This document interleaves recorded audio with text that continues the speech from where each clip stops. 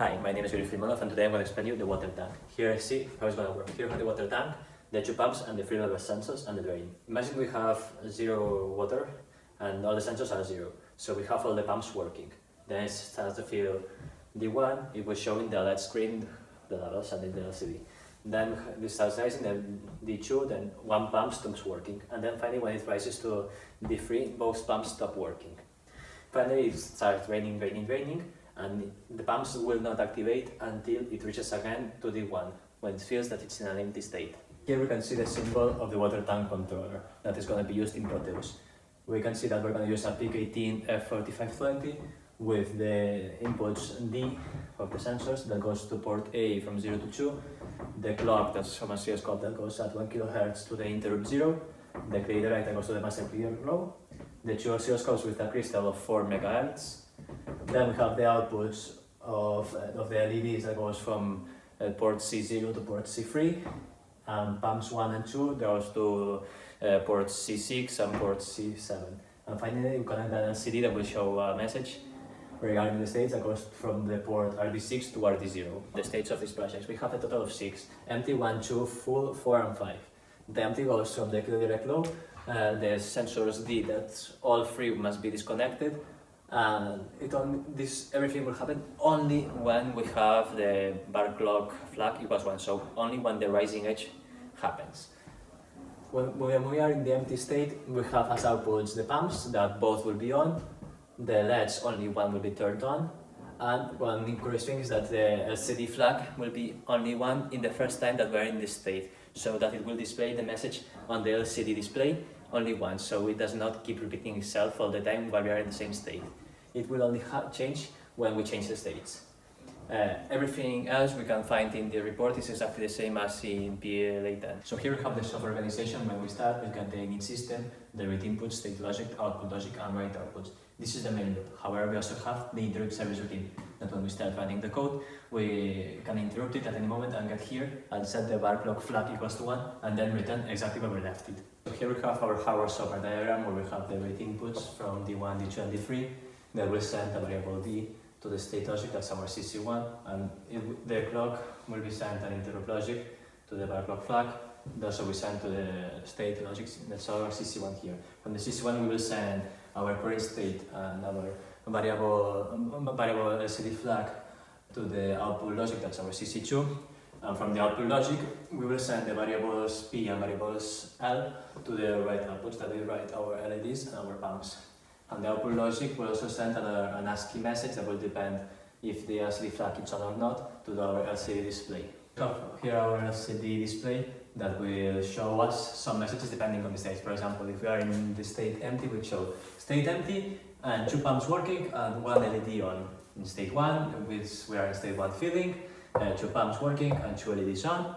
When we are in full, we will say state full, 0 pumps working and 4 LEDs. And this will happen in every state. Okay, so we start talking about the code. Here we have some headers, the different states, empty, 1, 2, 3, full, and 5.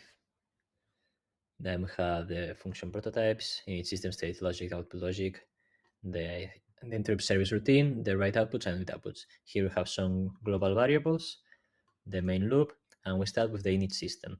Here in the init system, we initialize this port as either inputs or outputs, and we also initialize the interrupt 0. Then we continue to the state logic, or CC1, that is only will read inputs and is only active when the clock flag is 1. So now we're in state empty, for example, and if our sensors are all off, we continue being in the same state and the LCD flag will be 0 as we have already been in this state. However, if it is the first time that we are in this state, for example, the variables D is different, so we change state, and if it's the first time, the LCD flag will be 1 and will display a message in this LCD display. Then we clear again the clock flag once we are done in the states. Here we continue to the output logic, and now that we are in the empty state, for example, the pumps both are on and only one LED is on. As it is the first time that we are in this state, the LCD flag will be equal to 1 and will display the message, for example, state empty and 2 pumps and 1 LED are on. And then we clear again the LCD flag.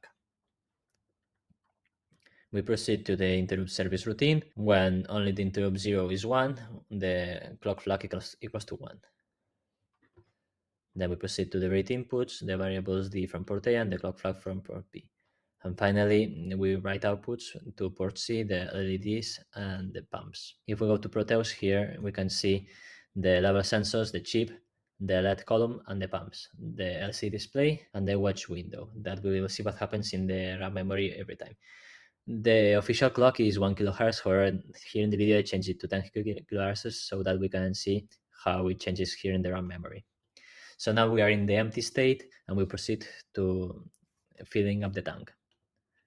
We can see the moment when we changed the level sensor, the LCD flag is changed in order to allow us to show us a message. We proceed with each state and we can see what happens. If we go to the child sheet, here we can see the connections. Okay, now we can start with our phase 3 where we get rid of the external clock and everything else is exactly the same. However, we also need to add a new buzzer that will emit a 2 kHz signal when our water tank is empty. Here we have our software planning where we have our frequency oscillator divided by 4, then N1, N2, N3 that will set the timer to if, and finally the N4. And when everything of this happens, we will set our variable clock flag equals to 1. So in our case, we want to calculate our TP of 1 millisecond, so a frequency of 1 kilohertz. So we have to multiply by 4 the period of the oscillator, that will become 1 microsecond, and 2 times N3 times N4. Then we have chosen N1 as 16, N2 as 21, N3 as 3, and finally N4 we don't really need it, but we have chosen to set 1, giving us a total result of 1.008 milliseconds, giving a total error of 0.8%. Okay, now that we have our standard clock, our state logic changes a little bit. It considers being that if our clock flag is not 1, it will end. However, if it's 1, we'll go to the current state, and we have here examples of the empty and full states. However, it happens exactly the same in each one of them. If we're here in the empty state, if our sensors are all zeros, we continue being in the same state in empty. Our LCD flag is 0 as we have already been in this state before, and we activate the interrupt 1.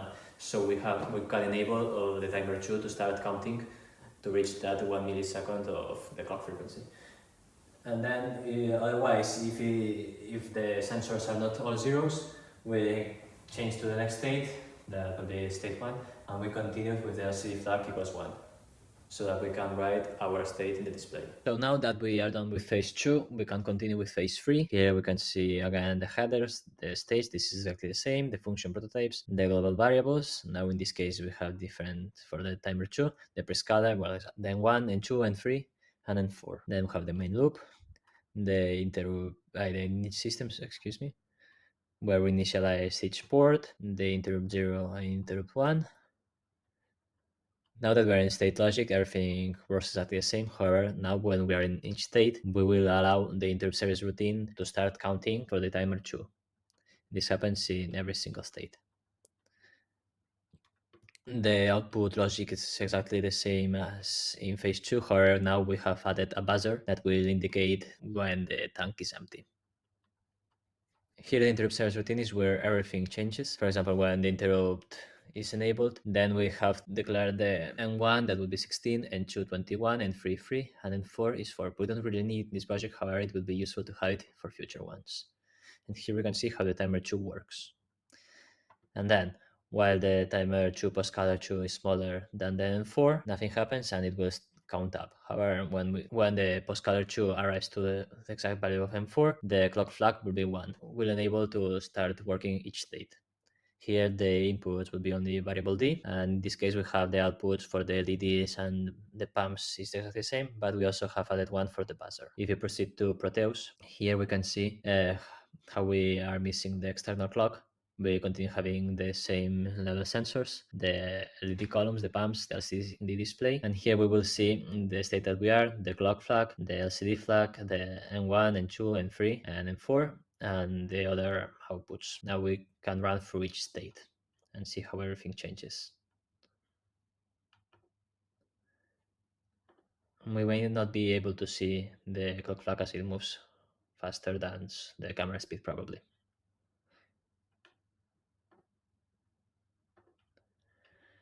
However, if we go step by step, we may see it changing there if we have seen the change. So that would be it. Thanks.